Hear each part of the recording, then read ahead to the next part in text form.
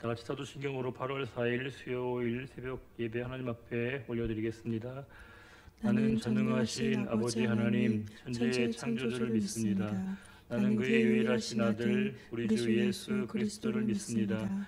그는 성령으로 잉태되어 동정녀 마리아에게서 나시고 본디오 빌라도에게 고난을 받아 십자가에 못 박혀 죽으시고 장사된 지 사흘 만에 죽은 자 가운데서 다시 살아나셨으며 하늘에 오르시어 전능하신 아버지 하나님 우편에 앉아 계시다가 거기로부터 살아있는 자와 죽은 자를 심판하러 오십니다. 나는 성령을 믿으며 거룩한 공교회와 성도의 교제와 죄를 용서받는 것과 몸의 부활과 영생을 믿습니다. 아멘. 찬송가 366장입니다. 찬송가 366장.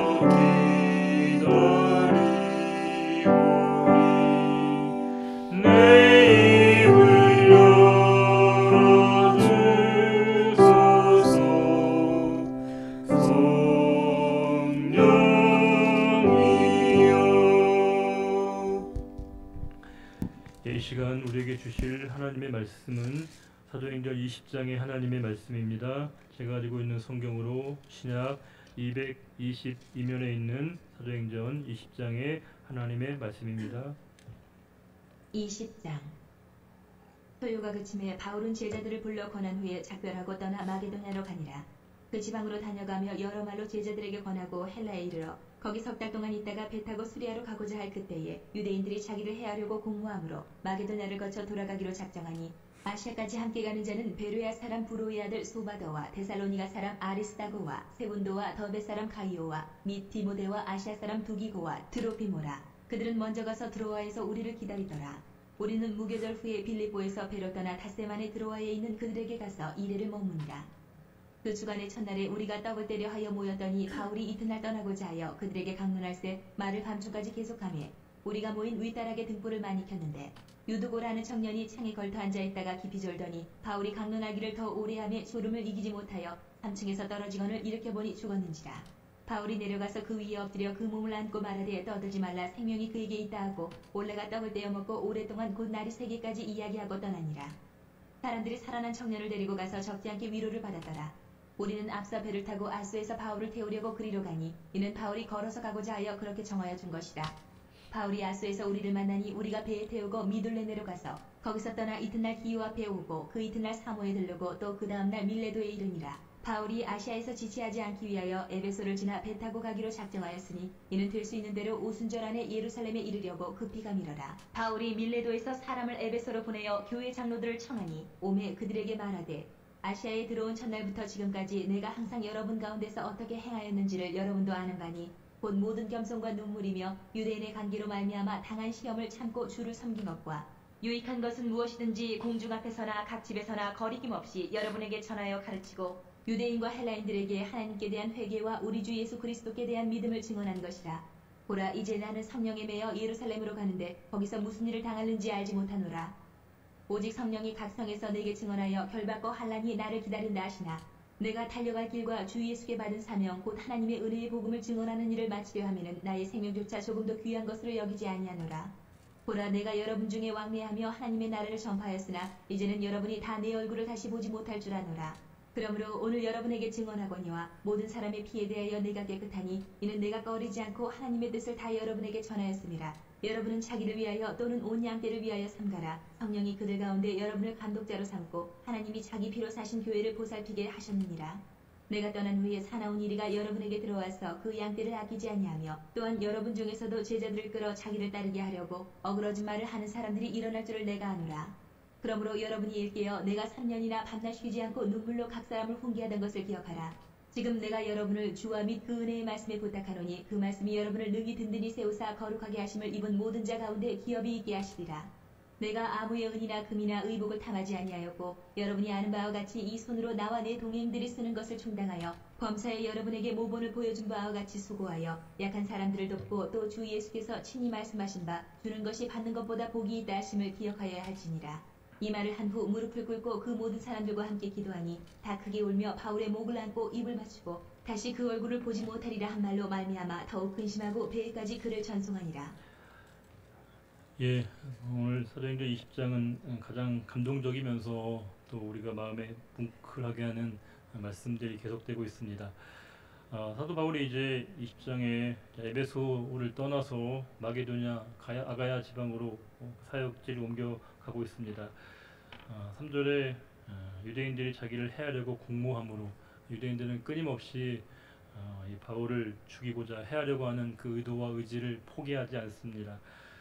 참 마음이 무겁고 이걸 우리가 객관적으로 보는 우리의 마음도 이렇게 답답하고 쉽지 않은 상황인데 정작 그 당사자였던 바울의 마음이 어떠했을까 가히 짐작할 수 없습니다. 그를 이렇게 해하고 넘어뜨리고 죽이려고 그렇게 혈안이 되어 있는 사람들 그들을 이제 떠나서 그가 이제 마게도냐 지역으로 옮겨가게 됩니다. 4절부터 6절은 마게도냐를 거쳐서 그들이 드로아에 도착하게 됩니다. 드로아에서 이제 7절 이하에 드로아에서 작은 또 하나의 에피소드라고 할까요? 해프닝이 벌어지게 되는데 7절에 그 주간의 첫날, 그 주간의 첫날이란 말은 뭘 의미할까요? 한 주의 첫날이니까 바로 오늘 우리로 얘기하면 주일입니다. 주일에 이런 일이 있었다는 겁니다. 떡을 떼려 가요. 그들이 성만찬을 하고 바울에게 말씀을 전하도록 해서 바울이 말씀을 끊임없이 그들에게 강론하고 설교 시간이 길어진 것이죠. 밤중까지 계속 하게 될 때 하나의 해프닝이 벌어지게 됩니다. 이제 사람들이 등불을 많이 켜놓고 말씀을 듣고 있는데 9절에 한 청년이 나옵니다. 딱 여기밖에 안 나오는 유두고라고 하는 청년이 창에 걸터 앉아 있다가 너무 설교가 길어졌던 것 같습니다. 그래서 이제 너무 졸았던 거예요. 깊이 졸다가 이기지 못하고 3층에서 떨어져 죽었다는 겁니다. 정말 놀라운 일이죠. 그래서 이제 바울이 가서 그 몸을 보면서 생명이 아직 그에게 있다 하고 이제 그를 회복시키고 난 다음에 이제 그 살아난 청년을 데리고 이제 사람들이 위로를 받았다라고 하는 말씀이 7절부터 12절까지 나오게 됩니다. 이 유두고 설교는 다양한 방면으로 목사님들이 활용하는 부분이기도 합니다. 왜냐하면 그렇죠, 여러분. 설교 시간에 이 말씀에 주는 교훈이 뭘까요, 여러분? 설교 시간에 졸지 말아야겠다. 그런 교훈도 얻을 수 있고, 설교를 들을 때 좀 안전한 곳에서 들어야겠구나. 뭐 그렇게 생각하시는 분이 계실지도 모르겠습니다. 물론 설교를 하다 보면 뭐 다양한 분들을 많이 볼 수 있습니다. 어떤 분들은 정말 시종일관 이제 그 계시를 받는 분도 계시고요. 또 어떤 분들은 눈을 감고 계셔서 말씀을 듣고 계신 건지 아니면 또 다른 생각이 계신 건지 헷갈리기도 하고, 또 어떤 분들은 팥장을 끼고 계신 분도 계셔서 그 말씀에 어떻게 받아들이고 계신 건가 이제 고민이 되기도 합니다. 물론 이 말씀을 보게 되면 아마 유두고의 얘기는 많은 성도님들에게 경계심을 갖고 말씀을 정말 잘 들어야겠구나 라고 하는 생각을 갖게 하는 그런 내용도 되겠지만, 저는 이 말씀을 보면서 물론 분명히 유두고가 이후에는 행동과 태도가 분명히 바뀌었을 겁니다. 이전과는 달랐겠죠. 훨씬 더 그가 이제 죽었다 살아난 몸이 되기 때문에 분명히 말씀과 또 예배와 또 삶에서의 자세가 분명히 달랐을 것 같은데, 저는 이 말씀을 보면서 그 바울의 처신이라고 할까요? 바울의 태도를 좀 눈여겨보게 되었습니다. 사실 설교자였던 바울의 설교를 듣고 잘던 잠이 들었던 그 유두고를 보면서 한심한 거 아니겠습니까? 우리 같으면 할 말이 많겠죠. 뭐 하는 거냐고 지금. 예? 어떻게 내가 이렇게 정말 주옥 같은 말씀을 전하고 있는데 이렇게 자고 있냐고, 뭔 짓이냐고 분명히 타박도 하고 나무랄 것 같기도 한데, 그런 내용이 전혀 없습니다. 왜일까요? 유두고 스스로가 이게 참 미안해하고 민망해한 상황인데, 거기에 이제 바울이 이제 따르게 반응하지 않았다는 겁니다. 스스로 미안함과 민망함을 갖고 있었던 그 유두고에게 그를 나무라고 징계하기보다는 스스로 그것을 알도록 했던 그 바울의 마음은 참 쉽지 않은 것 같습니다. 왜냐하면 우리가 어떤 사실을 구체적으로 지적해야만 아는 게 아니거든요.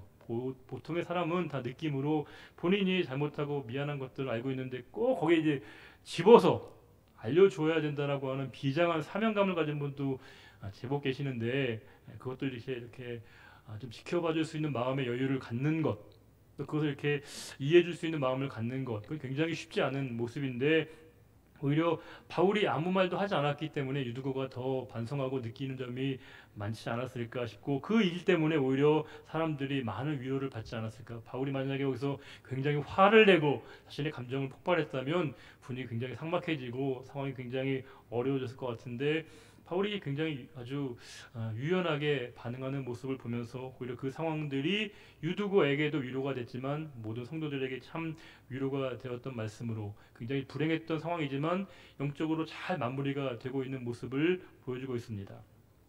13절에서 이제 바울이 밀레도로 항해에 가게 됩니다. 그리고 이제 밀레도에서 에베소에 있는 장로들을 초청하게 됩니다. 여기 장로로 되어 있지만 사실은 이제 그 7위 장로이기보다는 말씀을 전하는, 오늘날로 얘기하면 목회자들이라고 할 수 있는데, 그들을 불러서 바울이 이제 마지막 그 밀레도에서의 고별 설교를 하게 됩니다. 가장 감동적이며 바울의 삶을 요약하고 있는 대표적인 말씀입니다. 쭉 자신의 삶을 이렇게 반추하면서 이제 바울이 이렇게 얘기합니다. 22절에 보라, 이제 나는 성령에 매여 예루살렘으로 가는데, 그렇죠. 자신의 삶을 어떻게 설명하고 규정하고 있냐면, 나는 성령에 매여 있는 삶이다. 성령께서 나를 붙들어 주시는 삶이다. 성령께서 나를 이끄시는 삶입니다라고 그 에베소에 있는 장로들에게 이야기하고 있습니다. 물론 그 길은 순탄한 길이 아닙니다. 평탄한 길이 아닙니다. 예루살렘으로 가는데 거기서 무슨 일을 당할는지 알지 못하노라. 알지 못한다고 했지만 충분히 환난과 역경을 예상해 볼 수 있는 그 길이 노정되어 있다는 사실입니다. 23절에 우리 성령이 각 성에서 내게 증언하여 결박과 환난이 나를 기다린다 하시나, 성령께서 이미 바울에게 알려주신 겁니다. 너에게 이런 일이 있을 것이다 라고 하는 것인데, 그럼에도 불구하고 24절에 바울이 이렇게 얘기합니다. 같이 한번 읽어볼까요? 내가 달려갈 길과 주 예수께 받은 사명 곧 하나님의 은혜의 복음을 증언하는 일을 마치려 하면은 나의 생명조차 조금도 귀한 것으로 여기지 아니하노라.